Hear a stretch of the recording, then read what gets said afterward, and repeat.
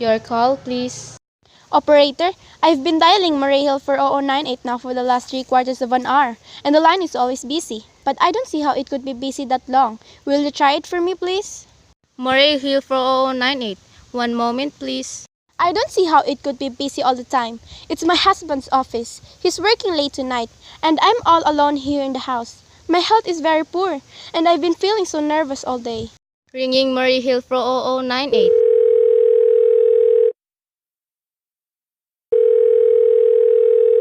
Hello? Hello? Hello? Hello? Hello? Hello? Hello, George? Yes, sir? Hello? Who's this? What number am I calling, please? You have here from our client. He says the coast is clear for tonight.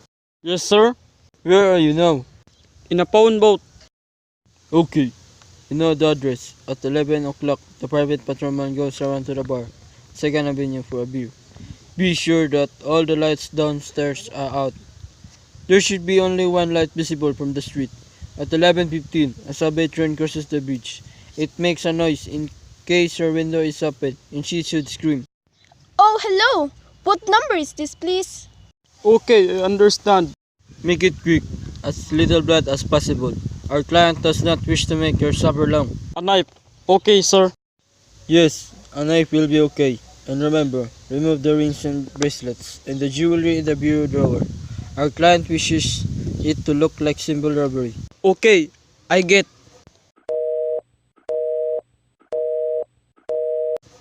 Oh! How awful! How unspeakably!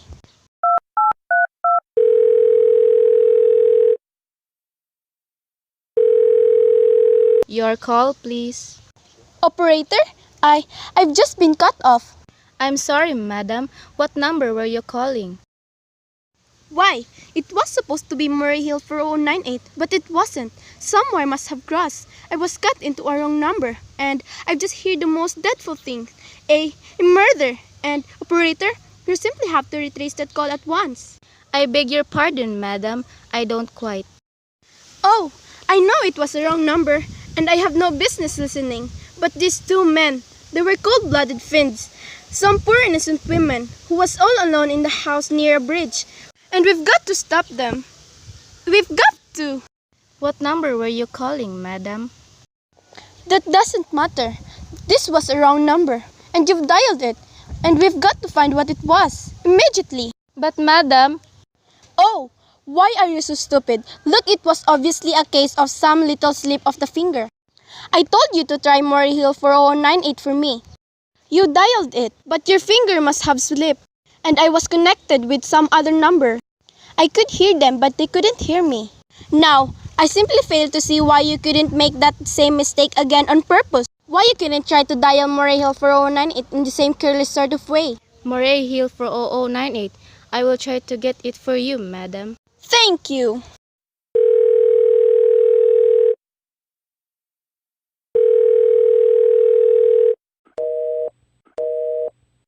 I am sorry. Murray Hill for 0098 is busy. Operator? Operator! Yes, madam. You didn't try to get that wrong number at all. I asked explicitly, and all you did was dial correctly. I am sorry. What number were you calling? Can't you, for once, forget the number I was calling and do something specific? Now, I want to trace that call. It's my civic duty. It's your civic duty to trace that call. And to apprehend those dangerous killers. And if you won't, I will connect you with the chief operator. please.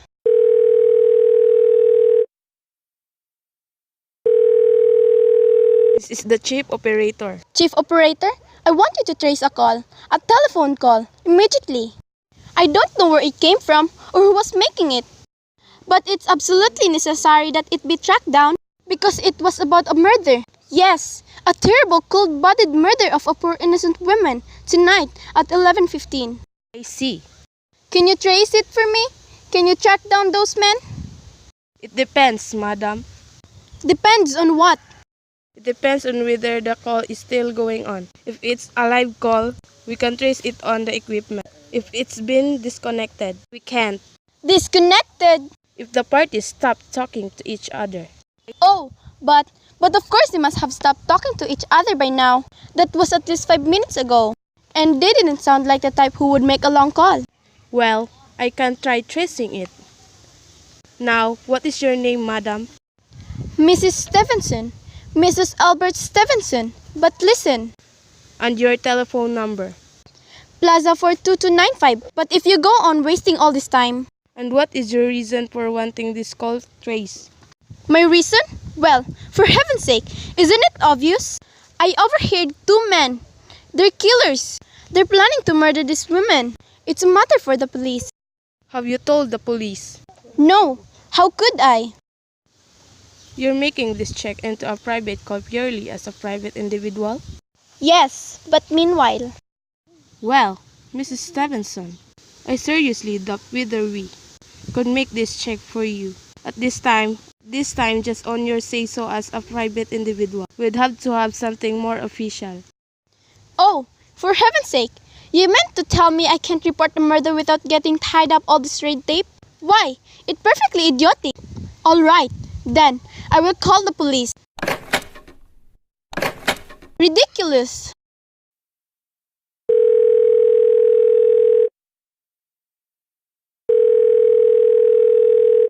Your call, please. The police department, please. Ringing the police department.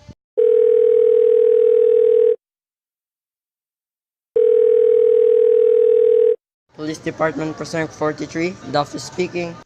Police department? Oh, this is Mrs. Stevenson, Mrs. Albert Smythe Stevenson of 53 North Sutton Place. I'm calling to report a murder. Eh? I mean, the murder hasn't committed yet. I just overheard plans for it over the telephone. Over the wrong number that the operator gave me. I've been trying to trace down the call myself, but everybody is so stupid. And I guess in the end, you're the only people who could do anything. Yes, ma'am. It was perfectly definite murder. I heard their plan distinctly. Two men were talking and they were going to murder some women at 11:15 tonight. She lived in a house near a bridge. Yes, ma'am. There was a private patrolman on the street. He was going to go around for a beer on 2nd Avenue. And there was some third man, a client, who was paying to have this poor woman murdered. They were going to take her rings and bracelet and use a knife. Well, it's unnerved me dreadfully, and I'm not well. I see. When was all this, ma'am? About 8 minutes ago. Oh, then you can do something? You do understand? And what is your name, ma'am? Mrs. Stevenson. Mrs. Albert Stevenson. And your address? 53 North Sutton Place. That's near a bridge. The Queensboro Bridge. You know? And we have a private patrolman on our street. And 2nd Avenue. And what was that number you were calling? Murray Hill 4098. But that wasn't the number I overheard. I mean, Murray Hill 4098 is my husband's office. He's working late tonight, and I was trying to reach him to ask to came home. I'm an invalid, you know. And it's the maid's night off. And I hate to be alone, even though he says I'm perfectly safe as long as I have the telephone right beside my bed. Well, we'll look into it, Mrs. Stevenson, and see if we can check it with the telephone company. But the telephone company said they couldn't check the call if the parties had stopped talking. I've been taking care of that. Oh, yes? Personally, I feel you ought to do something far more immediate and drastic than to check the call.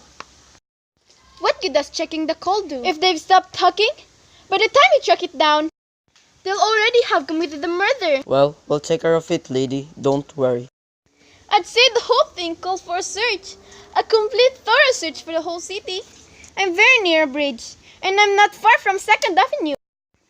And I know I'd feel a whole lot better if you sent a raid car to this neighborhood at And once. what makes you think the murder's going to be committed in your neighborhood, ma'am? Oh, I don't know. This coincidence is so horrible. 2nd Avenue, the patrolman, the bridge.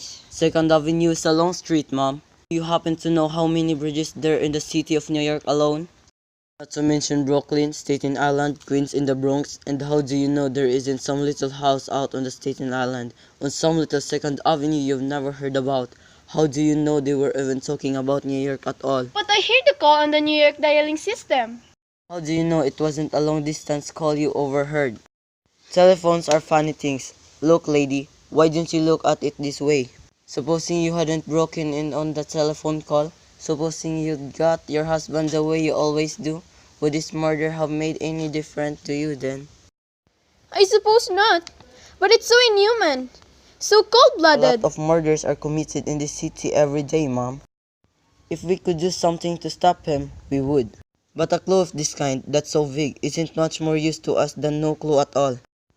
But surely, Unless, of course, you have some reason for thinking this call is phony, and that someone may be planning to murder you.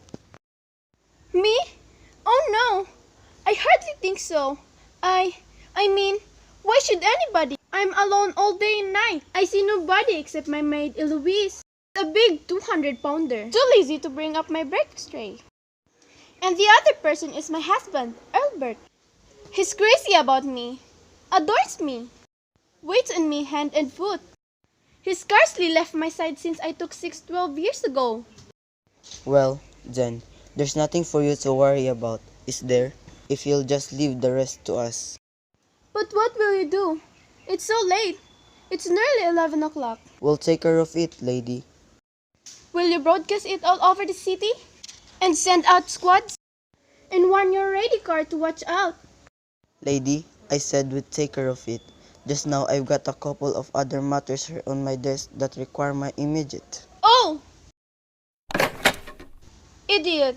Now, what did I do that? Now he think I am a fool. Oh, why doesn't Albert come home? Why doesn't he?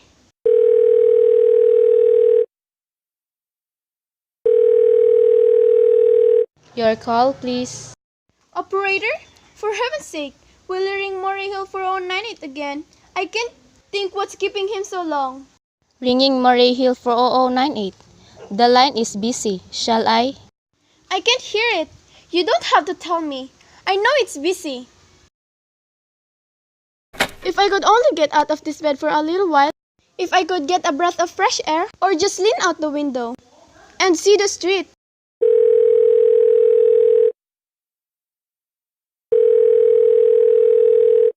Hello? Albert? Hello? Hello? Hello? Oh, what's the matter with this phone? Hello? Hello?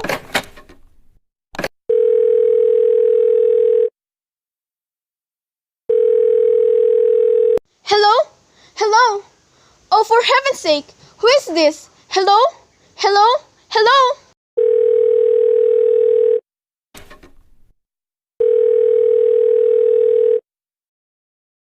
Your call, please. Hello? Operator, I don't know what's the matter with this telephone tonight. But it's positively driving me crazy. I've never seen such inefficient, miserable service.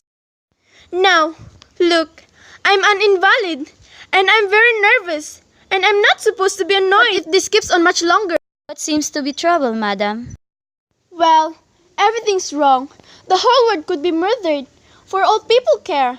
And now, my phone keeps ringing. Yes, madam. Ringing and ringing and ringing every 5 seconds or so. And when I pick up, there's no one there. I'm sorry, madam. If you will hang up, I will test it for you. I don't want you to test it for me. I want to put through that call, whatever it is, at I once. am afraid that is not possible, madam. Not possible? And why? May I ask? The system is automatic, madam. If someone is trying to dial your number, there is no way to check whether the call is coming through the system or not. Unless the person is trying to reach your complaints to his particular operator. Well, of all the stupid, complicated, and meanwhile I've got to sit here in my bed, suffering every time that phone rings, imagining everything. I will try to check it for you, madam. Check it! Check it! That's all anybody can do. Of all the stupid, idiotic. Oh, what's the use? Hello, is this Plaza 42295? Yes, this is Plaza 42295. This is Western Union. I have the telegram here from Mrs. Albert Stevenson. Is there anyone there to receive the message? I am Mrs. Stevenson. The telegram is as follows. Mrs. Albert Stevenson, 53 North Sutton Place, New York, New York. Darling, terribly sorry. Tried to get you for last hour, but line busy.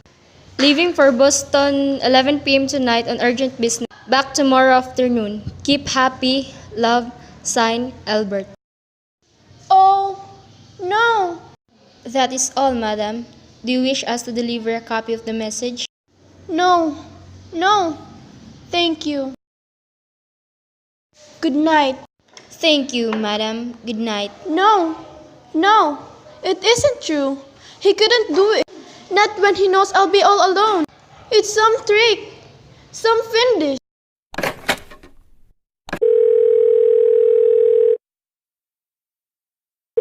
Your call, please. Operator, will you try Murray Hill 4098 number for me just once more? Please. Ringing Murray Hill 40098.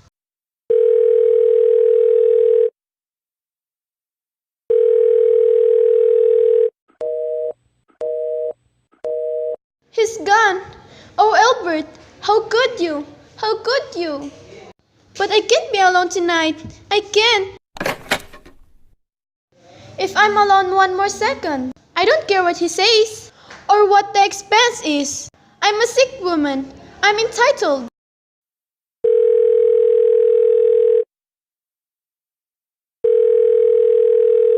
This is information. I want the telephone number of Henchley Hospital. Henchley Hospital? Do you have the address, madam? No, it's somewhere in the 70s. Though, it's very small, private, and exclusive hospital where I had my appendix out 2 years ago. Henchley. H-E-N-C. One moment, please. Please, hurry. And please, what is the time? I don't know, madam. You may find out the time by dialing Meridian 71212. Oh, for heaven's sake, couldn't you? The number of Henchley Hospital is Butterfield 70105, madam. Butterfield 70105.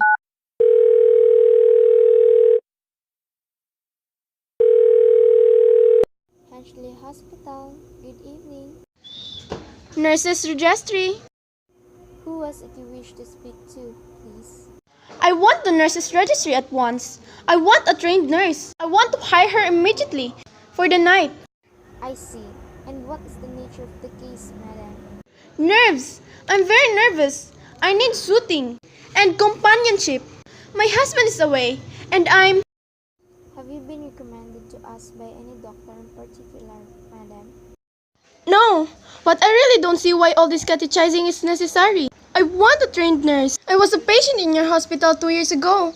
And after all, I do expect to pay this person. We quite understand that, madam, but registered nurses are very scarce just now. And our superintendent has asked us to send people out only in cases where the physician in charge feels it is absolutely necessary. Well, it's absolutely necessary. I'm a sick woman. I'm very upset. Very. And I'm an invalid. And tonight, I overheard a telephone conversation that upset me dreadfully. About a murder. A poor woman who was going to be murdered at 11:15 tonight. In fact, if someone doesn't come at once, I'm afraid I'll go out of my mind. I see. Well, I'll speak to Miss Phillips as soon as she comes in. And what is your name, madam? Miss Phillips? And when do you expect her in? I really don't know, madam. She went out to supper at 11 o'clock. 11 o'clock? But it's not 11 yet. Oh, my clock has stopped. I thought it was running down. What time is it? I thought it was running down. What time is it? Just 14 minutes past 11. What's that? What was what, madam? That! The click just now. In my own telephone. As though someone had lifted the receiver off the hook of the extension phone downstairs. I didn't hear it, madam. Now, about this. But I did. There's someone in this house. Someone downstairs in the kitchen. And they're listening to me now. There. I won't pick it up. I won't let them hear me. I'll be quiet. And they'll think. But if I don't call someone now, well, they're still down there. They'll be on time.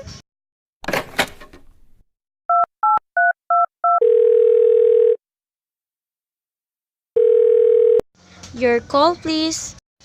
Operator, I'm desperate in trouble. I cannot hear you, madam. Please speak louder. I don't dare. There's someone listening. Can you hear me now? Your call, please. What number are you calling, madam? You've got to hear me. Oh, please, you've got to help me. There's someone in this house. Someone who's going to murder me. You've got to hear me. Oh, please, you've got to help me. There's someone in this house. Someone who's going to murder me. And we've got to get in touch with the... Oh, there it is. He's put it down. He's putting down the extension. He's coming. He's coming up the stairs. Give me the police department. The police! Ringing the police department. Police Department Precinct 43, Duffy speaking. Police Department, Duffy speaking. Sorry, wrong number.